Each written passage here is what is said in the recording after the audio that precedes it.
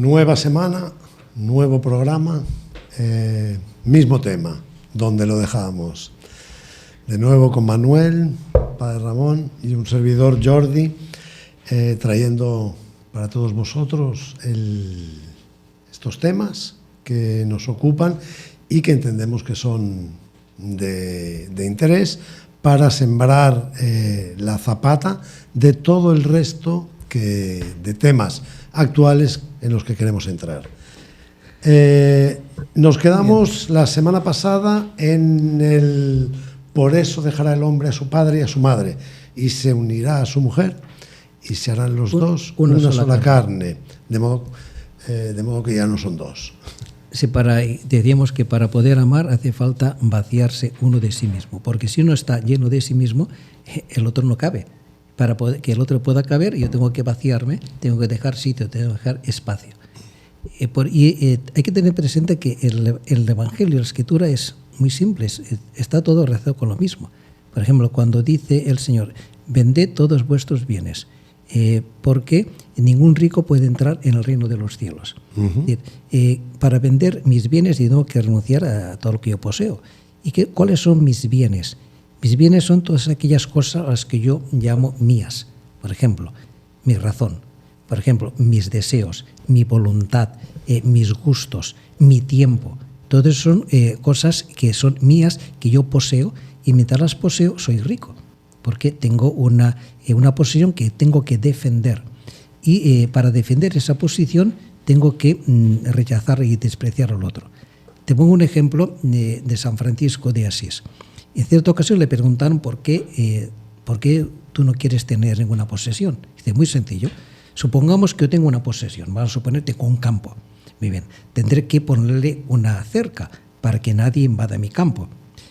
No bastará con poner la cerca. Tendré que poner un guarda para que vigila para que nadie me invada el campo.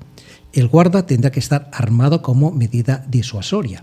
Uh-huh. Y si a pesar de esto alguien intenta invadir mi campo, el guarda tendrá que hacer uso del arma y matar al invasor. Por tanto, si tengo un campo, me convierto en asesino.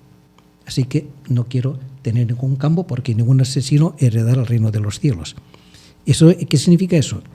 Cuando tengo por ejemplo, tengo mi razón. Alguien intenta quitarme mi razón, yo por defender mi razón, ¿qué hago? Mato al otro, juzgándole, criticándole, porque me molesta. Es decir, por defender mi riqueza, me convierto en asesino, mato al otro. Por tanto, solamente aquel que vende se vacía completamente de sí mismo, puede coger al otro, puede aceptarlo, puede amar. El que no tiene nada que defender. Aquel no tiene nada que defender. Es el pobre. Había un santo por ahí que decía que es mejor estar en paz que tener la razón. Sí, exactamente. Porque es lo mismo. Habla de que ningún rico heredará el reino de los cielos. Dice que el reino de los cielos es de los pobres. Pobre es aquel que no tiene nada que defender, que no defiende nada. Cristo no defendió absolutamente nada, ni siquiera defendió su dignidad, no defendió, simplemente lo vació todo, lo donó todo. Y esta es la razón que indica, lo que dice el texto que estamos comentando, dejar padre y madre. Para poder ser una sola carne yo tengo que vaciarme. Si no me vacío, el otro no tiene cabida. Uh-huh.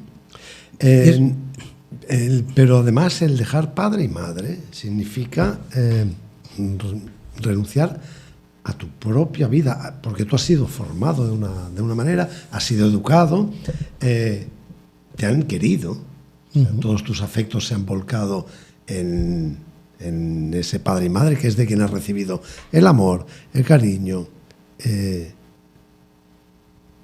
Eso hoy en día es muy difícil y lo estamos viendo en los matrimonios. Es muy difícil dejar padre y madre. Yo recuerdo la primera discusión, yo recién casado, fue por cómo se hace una cosa, cómo se hacía en tu casa y cómo se hacía en la mía.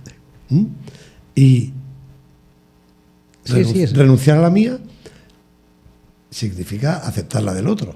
Así es, claro. Pero entonces el otro no renuncia a la de él. Bueno, entonces hay que buscar una tercera vía, que es la nuestra. Bueno, basta con que uno renuncie y ya con eso ya la cosa está solucionada, porque es lo que ha hecho Dios. Dios ha renunciado a sí mismo. No ha exigido que también nosotros renunciáramos a nuestra parte. basta con que uno renuncie y que acepte al otro para que se pueda caber. Pero claro, si el otro se da cuenta de que uno está renunciando por él, de alguna manera aprenderá también a renunciar para poder donarse al otro. Fue incluso tan ridículo, porque era un tema tan ridículo sobre... El caso concreto era en qué gaveta de la cocina van los cubiertos. Sí, sí. Y yo decía, Sí, pero van en la primera, siempre van en la primera, ¿no? Y decía, ¿por qué? Porque en tu casa se hacía así. Y digo, pero en la tuya también. Dice, no, pero no es el tema ese. El tema es si lo estás haciendo porque así se hacía en tu casa. En el fondo, el defender lo tuyo es casi intrínseco a la naturaleza humana. Hace falta... Pero ahí entra algo previo, padre, porque dice dejará el hombre, o sea, hace referencia a una madurez. Dejará el hombre, no el niño, no el adolescente, no el inmaduro. Entonces, ese tipo de cosas se evitan con una formación previa. Es que el renunciar a uno mismo solamente puede hacer una persona adulta. Un niño no sabe sufrir, un niño no sabe renunciar. Solamente en la medida en que, poniendo el ejemplo que víamos antes del niño, su hermanito, en la medida en que el hermano mayor empieza a aceptar que existe el otro, empieza a renunciar a sí mismo y a aceptar que su mamá va a atender primero a su hermanito que a él, cuanto antes, cuando tiene un problema, enseguida su madre acudía a él. Ahora, como está el pequeño, su madre atiende primero al pequeño, luego a él. En la medida en que empiece a aceptar que existe el otro y por tanto renuncia a ser atendido, digamos así, el primero, esa misma medida empieza a madurar, empieza a crecer. Porque el crecimiento en la adultez se da a partir de la aceptación de la renuncia, del sufrimiento. Si uno no sabe sufrir, un niño no sabe sufrir, el adulto es el que sabe sufrir. Por eso hay un salmo que habla del ungüento de la cabeza de Aarón, que empieza por la cabeza y desciende hasta la barba. La barba es signo de la virilidad. Solamente una persona adulta puede renunciar. De hecho, en las familias numerosas es donde se aprende lo que yo digo, la negociación. Está bien, tú quieres esto, pero entonces tienes que compartir aquello otro. El niño es el que quiere coger, pero no soltar. No, sí, sí. No soltar. No, esto es mío y yo quiero aquello. Bueno, pues está bien. Pues si quieres jugar con este, dale a tu hermano aquel. No sé. Ahí entra la negociación. Y el que aprende a negociar, negociando uno, toma y renuncia. Y esa es la dinámica que se da con los hermanos. Hay del que no tiene hermanos. Y eso es mucho más difícil. Pobre del solo.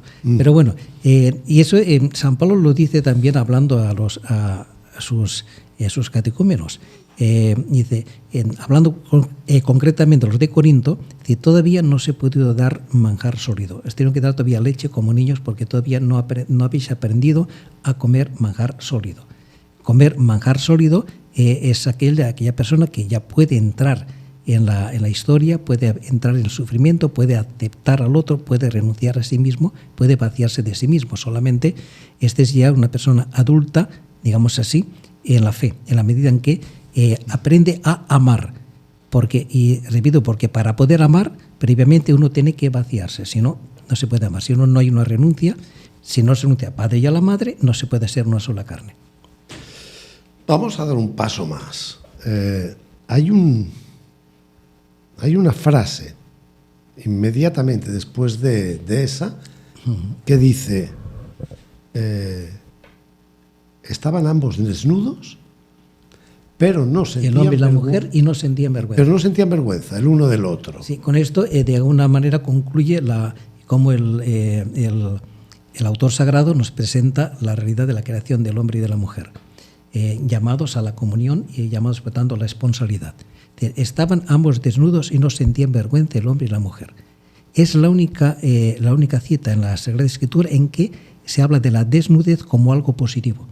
Porque esto lo contrario, la desnudez significa privación, el hombre se valora por su vestido, etc. Entonces, ¿por qué habla aquí de esto? Y si nos fijamos en el capítulo siguiente, aunque sea adelantar un poco adelante, pero para ver el contraste, dice que cuando el hombre peca, se esconde porque tenía vergüenza, porque estaba desnudo. Exacto. Entonces, ¿qué pasa? Ahora no tienen vergüenza y luego tienen vergüenza. ¿Cuál es la situación? Y Dios los cubre, les hace unos ceñidores. Sí. Pero ¿qué es lo que ha cambiado ahora? Vamos a ver, dice que no tenían vergüenza porque el hombre y la mujer la vida les venía directamente de Dios. Estaban en unión con Dios y por tanto tenían la vida que viene de Dios y que da la vida. Y yo tengo la vida gratis, yo la puedo dar, la puedo entregar. De forma que, vamos a poner, Adán veía a Eva como alguien digna de ser amada, porque se podía entregar, se podía donar, se podía vaciar y donarse por ella, servirla a ella. Porque no le importaba perder la vida, servirla, porque la tenía gratuita. Y Eva exactamente igual. Veía a Adán como alguien digno de ser amado, de ser respetado, de ser acogido, de ser querido, y podía, del mismo modo, donar su vida por Adán, porque la vida la tenía gratuitamente. Por tanto, miraban al otro como alguien, como otro digno de ser amado, de ser acogido. Esta es la realidad de estar desnudos y no sentir vergüenza. Y alguien que no me amenaza a mí, que no está con los ojos queriendo poseerme. Sí, porque yo veo al otro como una persona. ¿Qué es lo que ha pasado con el pecado? Con el pecado ha pasado todo lo contrario. Es decir, ¿por qué ahora siente vergüenza? Porque ahora la vida que le viene de Dios ya no la tiene. Pero el hombre ha sido creado para la vida, para vivir.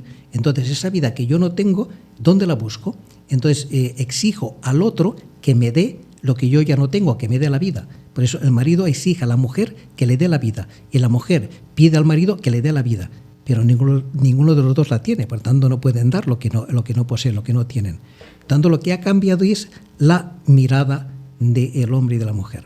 Ahora ya no miran al otro como una persona digna de ser amada, que busca el bien del otro y por tanto me dono al otro para que el otro sea feliz, sino lo busco como un objeto de apropiación. Ahora yo uso al otro como algo que me da a dar lo que yo ya no tengo. Entonces ya aparece ya la concupiscencia, el deseo de posesión, el deseo de utilización del otro. Entonces aparece todo como un objeto que yo utilizo. Ese es el cambio de actitud. O sea, Dios crea, y recordemos que estamos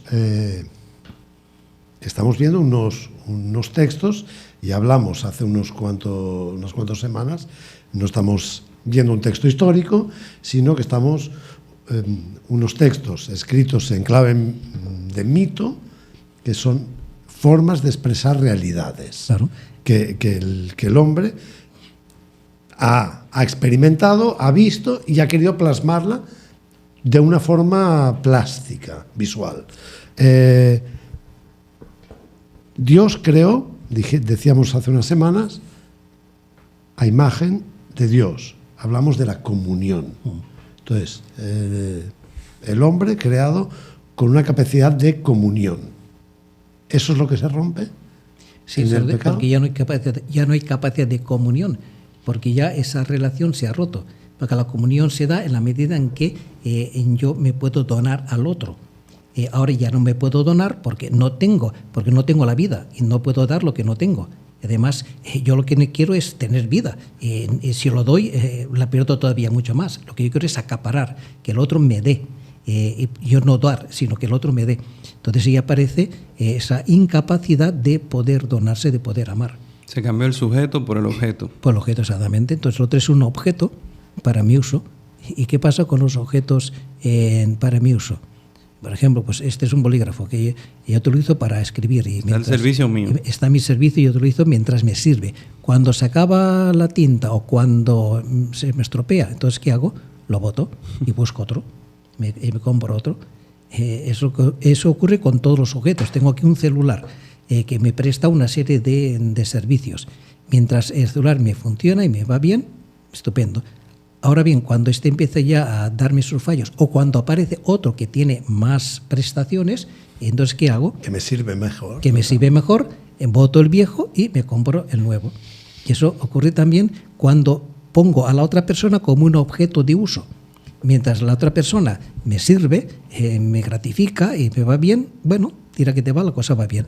Ahora, cuando la otra persona ya no me gratifica, ya no me responde a mis inquietudes, o cuando yo ya no siento por esa persona lo que sentía antes, entonces, ¿qué hago? O aparece alguien con más prestaciones, pues eso, voto a la vieja y me compro la nueva. Es decir, mientras el hombre y la mujer viven del amor de Dios, de la comunión con Dios,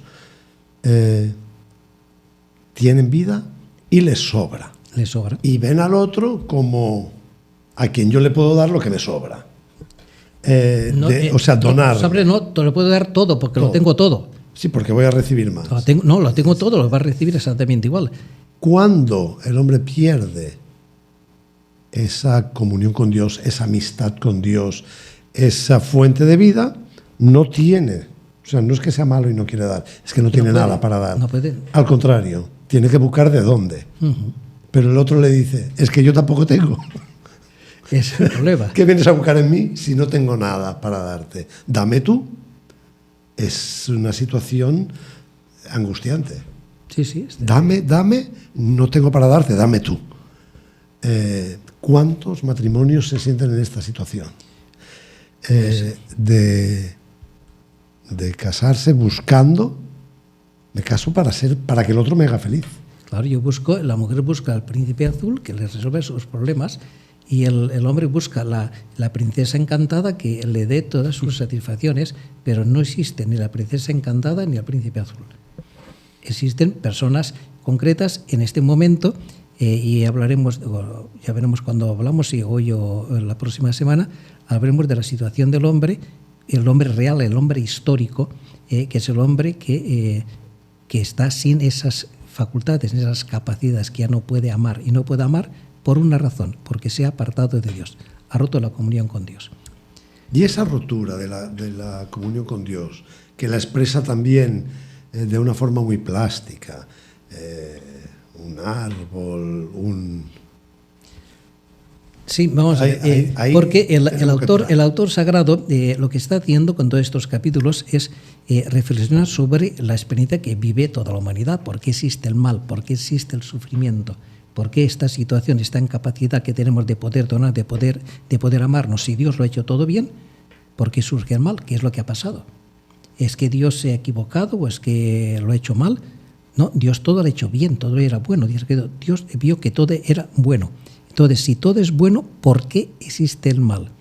Entonces, el autor sagrado reconoce que la causa del mal no está en Dios, sino está en el hombre que ha roto la comunión con Dios. Dios ha creado al hombre para entrar en comunión con él. Por eso lo pone en un jardín.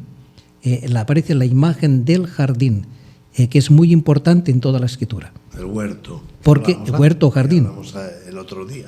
Porque comienza el libro del Génesis con Dios creando al hombre y lo coloca en un huerto, en un jardín. Y si vamos al final de la Escritura, cuando nos presenta en el libro del Apocalipsis la Jerusalén celeste, ¿cómo nos presenta la Jerusalén celeste? Como un nuevo huerto, un nuevo paraíso. De hecho, en el paraíso terrenal había 4 ríos, 4 significa totalidad, plenitud de agua, había árboles frutales de toda clase, todo esto. Estaba también el árbol de la vida, estaba bien el árbol de la ciencia del bien y del mal. En la Jerusalén celeste describe como un río inmenso y a su vera crecen no uno, sino cientos, miles de árboles de la vida, donde aparece la vida en su plenitud. Tanto nos describe la Jerusalén celeste con las imágenes del paraíso terrenal. Tanto está haciendo lo que se llama una inclusión semítica. Cuando aparece en un texto, empieza de una manera y termina de la misma manera, significa que todo lo que hay en medio está relacionado con este tema. Y esta inclusión semítica puede abarcar un capítulo, puede abarcar unos párrafos, puede abarcar un libro entero, o puede abarcar, como en este caso, toda la Escritura. ¿Qué es entonces el paraíso? El paraíso es el lugar de la comunión del hombre con Dios. No hay comunión del hombre con Dios, hay vida en abundancia, hay de todo. El hombre no tiene la vida, tiene todo a su alcance, todo está a su favor, porque hay una comunión con Dios de donde viene la vida. De hecho, cuando el hombre peca, es expulsado del paraíso y vive en el desierto, donde no hay agua, donde no hay comida, donde no hay vida. y por tanto ahí se queda sin vida. Y esta es la situación del hombre que vive en el desierto. Por eso, cuando Juan Bautista va a predicar al desierto. Uno puede decir, ¿cómo es eso? Uno va a predicar donde está la gente. No, va a predicar al desierto porque el desierto es el lugar donde vive la gente, fuera de la comunión con Dios. Y termina la Escritura con la restauración de esta comunión y con las bodas del Cordero con la esposa. Es decir, por tanto, la restauración de la comunión del hombre con Dios. Por tanto, toda la Escritura versa sobre esto. Es el intento de Dios de reconstruir la comunión rota con el hombre. Eso es toda la Escritura, ese es el tema fundamental de la Escritura. Hay, por ejemplo, otra inclusión semítica referida a esto que aparece en el Evangelio de San Juan en el relato de la Pasión. Por ejemplo, ¿cómo comienza el relato de la Pasión? Comienza en que Jesús se retira con sus discípulos al huerto de Getsemaní, donde entra él y sus discípulos. ¿Entra alguien más en ese huerto? Porque el huerto es el lugar de la comunión del hombre con Dios. ¿Quién más entra en el huerto de Getsemaní, aparte de Jesús y los discípulos? Judas. Dice que viene con la corte y demás. Pero ¿qué dice exactamente el texto? Cuando aparece Judas. Dice que Jesús, saliendo, enfrenta a Judas. Por tanto, Judas no entra, no puede entrar. Jesús sale a la puerta del huerto, Judas está fuera del huerto, porque está fuera de la comunión. Acaba de decir, levantaos, vámonos. Está fuera de la comunión, Eso es cuando está en el cenáculo. Pero cuando llega Judas con la corte, dice Jesús saliendo, pregunta, ¿a quién buscáis? Por tanto, no entra. Judas no entra dentro del huerto. No puede entrar porque ahí solamente entra aquel que está en comunión con Dios. ¿Y dónde culmina la pasión? En otro huerto, el huerto de la resurrección, en el encuentro de Jesús con María Magdalena en el huerto de la resurrección. Porque es ahí donde se consuma la comunión, donde se da la comunión. Por tanto, la imagen del huerto es la imagen de la comunión del hombre con Dios. Pues bien, dice, por eso comienza diciendo el relato que Dios coloca al hombre en un jardín para que lo cultivara y que dice que Dios salía a pasearse por la tarde con el hombre por el jardín. Bien, y aparece aquí una situación. Dice que en el huerto está la serpiente. Aquí aparece la imagen del demonio, de una figura extraña en la forma de una serpiente que está dentro del huerto, dentro del jardín. Y Dios ha dicho al hombre, mira, todo lo que hay aquí, está a vuestra disposición, puedes comer de todos los árboles del jardín, excepto del árbol de la ciencia del bien y del mal. No comas de él, porque si comes de él, morirás. ¿Qué es este árbol de la ciencia del bien y del mal? ¿Qué pinta? ¿Por qué Dios pone este límite al hombre? Porque Dios al hombre le ha dado total autonomía, plena libertad. Solamente se ha reservado una cosa. Es decir, determinar qué es lo que te conviene y lo que no te conviene, lo digo yo, porque yo soy el que te he creado, yo sé quién eres tú, yo sé qué es realmente lo que es importante y no importante para ti. Por poner un ejemplo, los ejemplos siempre son cojos, quedan mal parados. Imagínate un fabricante de cualquier cosa, un celular, un televisor, una lavadora, lo que sea. El fabricante, juntamente con el producto que te vende un libro de instrucciones. Dice, mira, este objeto tiene esta misión, esta función, funciona de esta manera, con este tipo de corrientes, no emplees tal cosa, no emplees tal otra, porque si haces eso lo puedes estropear. O sea, te da las normas de uso de este objeto. Pues del mismo modo podemos decir que Dios nos da la clave para que nuestra vida sea de acuerdo, concorde con lo que Dios ha diseñado, lo que Dios ha creado. Hemos decidido para poder, concretamente, poder amar. Pues bien, por eso Dios le dice, puedes comer de todos los árboles menos el de la ciencia del bien y del mal. Decidir lo que está bien, lo que está mal, te lo digo yo, no lo dices tú, porque tú no sabes lo que te conviene, lo que está bien, lo que está mal. Pues bien, esta es la situación en la que se encuentra el ser humano. Entonces aparece la serpiente que empieza a hablar a Eva. Comienza diciendo a Eva, por de pronto Eva está sola. Ya es un primer problema. Adán ahí estaba un poco despistado. Entonces la serpiente empieza a decirle una cosa a Eva. Oye, una cosa me extraña. ¿Y cómo es que Dios os ha prohibido comer de todos los árboles del jardín. O sea, la serpiente empieza utilizando la palabra de Dios, pero te la tergiversa. Y entonces Eva le dice, no, perdona, estás mal informada, no es así. Podemos comer de todos los árboles del jardín menos de este. Eva intenta corregir a la serpiente, intenta y comete un error garrafal, que es el intento de entrar en diálogo con la serpiente. Porque el demonio siempre miente, es el padre de la mentira. Miente y mata, miente para matar. Por tanto, el problema está en que Eva le presta oídos y empieza a dialogar con él. Dice, no es verdad, podemos comer de todos menos este. Es donde el demonio quería llegar. Qué casualidad. ¿Por qué de los demás sí y de este no? ¿Qué tendrá de especial este árbol que Dios os prohíbe comer? ¿Sabes? Es que claro, Dios sabe que si coméis de este árbol, conoceréis el bien y el mal. Sabréis qué es lo bueno, qué es lo malo. Ya no tendréis necesidad de ser tutelados por Dios. Ya puedes ser autónomo, ya puedes ser independiente, ya puedes decidir por tu cuenta lo que te conviene, lo que no te conviene.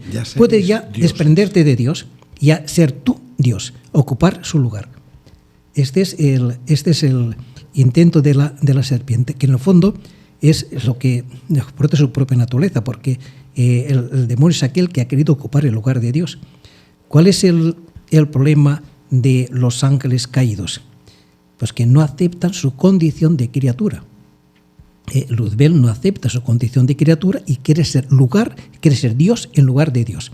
Por tanto, quiere ocupar el puesto que no le corresponde. Pero el ángel no es Dios, evidentemente. Por tanto, este es el problema. Entonces, lo que hace el demonio es intentar arrastrar al hombre a su misma rebeldía, a su misma no aceptación de su condición de criatura. Por tanto, a buscar la autonomía, la independencia. Esta es la raíz del pecado original. Pero hay un dato, antes de hablar un poco sobre las consecuencias de todo esto, es importante tener presente cuál es la táctica del demonio. Porque el demonio no ha cambiado de táctica, seguramente que esto le da muy buenos resultados. Porque lo que hace el demonio siempre es hablarte, insinuarte, interpretarte la palabra. Hay un hecho muy significativo en el Evangelio de Marcos y también de algunos de los sinópticos. Al comienzo de su vida pública, el primer acto de la vida pública de Jesús es cuando entra en la sinagoga de Cafarnaún. Y allí se encuentra con un endemoniado, que apenas ve a Jesús empieza a hablar. ¿Quién es tú? ¿A qué has venido aquí? Empieza a hablar el demonio, que es lo que hace siempre el demonio, hablar. Ahora, la cuestión es una cosa rara. ¿Qué hace un demonio en una sinagoga? Porque uno podría pensar que los demonios, el lugar donde se proclama la palabra de Dios, donde se va a rezar, y ahí el demonio no tiene nada no pinta nada. El demonio estará en los lugares de perdición y demás. No, al contrario. En los lugares de perdición el demonio no aparece, o de cuando sí aparece, será de cuando para echarle un vistazo, porque ya hay otros que le hacen el trabajo. Uh-huh. El demonio está justamente donde se proclama la palabra de Dios. ¿Por qué? Porque su misión es interpretarte esta palabra en sentido negativo, malinterpretarte esta palabra. Es lo que hace el demonio, siempre insinuando que Dios, que tergiversando esta palabra. Por eso, ¿dónde está el demonio? Donde se proclama la palabra de Dios. ¿Y dónde se proclama la palabra de Dios? Porque Dios está hablando constantemente. En la historia. En la historia. Es en nuestra historia donde Dios actúa, porque todo acontecimiento de nuestra vida es una palabra de Dios. Todo viene en nuestra ayuda, todo viene en nuestro favor. También aquellas cosas que nosotros consideramos como negativas. También cuando alguien viene y nos hace daño, nos fastidia, ahí Dios nos está hablando a través de esta persona. Porque nosotros solemos achacar las causas de nuestros males a los demás, a lo que viene de fuera. Que fulanos, que menganos, que si tal no me hubiera hecho esto, que si mi jefe, que si mi mujer, que si mis hijos, que no sé qué. Constantemente estamos atribuyendo la causa a los demás. Si fulano no hubiera hecho esto, yo sería feliz. Pero no es lo que viene de fuera lo que mancha al hombre, sino lo que sale de dentro lo que mancha al hombre. Porque de dentro salen los odios, los rencores, los juicios, etcétera. Todo esto sale de dentro. Lo que hace el otro es hacer florecer eso que estaba dentro de nosotros, que a lo mejor no conocíamos que estaba dentro de nosotros.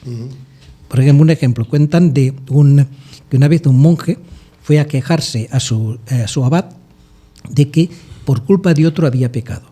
Dice, yo estaba tranquilamente leyendo un libro, entonces vino fulano, empezó a molestarme, empezó a hablarme mal, empezó a meterse conmigo, de tal forma que yo me irrité, llegamos a las palabras y casi llegamos a las manos.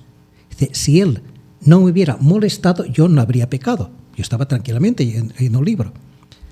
Entonces el abad le dijo, tú eres un necio, porque gracias a que este hermano te ha sacado de tu tranquilidad, ha removido lo que había dentro de ti, tú has podido descubrir que dentro de ti había ira, que no sabías que existía esta ira. Ahora sabes que hay ira dentro de ti, ahora la podrás corregir. Y le puse un ejemplo. Tú imagínate que tienes un estanque de agua clara, limpia, cristalina, llena de pececitos de colores, de nenúfares. Tú estás tan contento con tu estanque. Entonces viene alguien con un palo y empieza a remover todo aquel estanque y empieza a subir todo el fango que había en el fondo del estanque y te ensucia el estanque. Y tú te enfadas y te molestas porque te ha ensuciado el estanque. Necio, no te lo he ensuciado, ya estaba sucio. Lo que pasa es que la porquería estaba en el fondo y no se notaba. Ahora, gracias a que lo has removido, tú sabes que hay fango en tu estanque. Ahora podrás limpiar el fango y tu estanque quedará verdaderamente limpio. Por eso, el otro siempre es una gracia de Dios para con nosotros, porque nos ayuda a poder conocer lo que hay dentro de nuestro interior, de nuestro corazón. Es como ocurre, y eso es necesario, porque sin las tentaciones que pueden venir de esto o también de otra manera, una enfermedad, que cualquier cosa, nosotros no nos podríamos salvar. ¿Por qué? Porque si no hay tentaciones, si Dios no nos prueba, yo no puedo saber lo que hay dentro de mi corazón. Es como una enfermedad. ¿Por qué existe el dolor en la enfermedad? El dolor es una gracia, porque por el dolor tú puedes descubrir que algo no funciona bien en tu cuerpo. Entonces puedes ir a acudir al médico y ver qué es lo que te pasa. Si no te doliera, la enfermedad seguiría y haría su avance y llegaría un momento en que ya no habría remedio. Tanto siempre es una ayuda. Lo mismo el otro, siempre es una gracia. O los acontecimientos de la historia, que nos agraden o no nos agraden, siempre es una gracia de Dios para ayudarnos a poder conocer lo que hay dentro de nuestro corazón. Ahí voy. El trabajo del demonio siempre es interpretarnos la historia, reinterpretarnos de forma errónea. Usted está poniendo los ejemplos de gente que, por ejemplo, viene otro a molestarme, de uno que se metió conmigo y demás. Pero hay también trabajo que hace el demonio con gente que ha padecido, por ejemplo, la muerte de un familiar, de la cruz, claro, de cosas que no se ha buscado. Sí, por eso el demonio te dirá, ves tú, Dios no te ama. ¿Por qué has permitido que se muera este familiar? ¿Por qué permite que tengas un cáncer? ¿Por qué permite que tengas una esclerosis múltiple, te estés quedando paralítico, etcétera, etcétera? Siempre el demonio te interpretará todas estas cosas. Y entonces, ¿cuál es la actitud ante el demonio? Hace lo contrario de Eva. ¿Qué es lo que hace Jesús cuando aparece este demonio y empieza a hablar? Dice, cállate.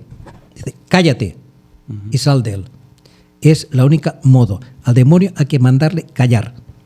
Por tanto, no hay que prestarle oídos, porque el demonio lo que hará es, si tú le prestas oído, él te va a enganchar, porque él es mucho más inteligente que tú y te va enseguida a enredar las cosas. Entonces te va a llevar a donde él quiere llevarte.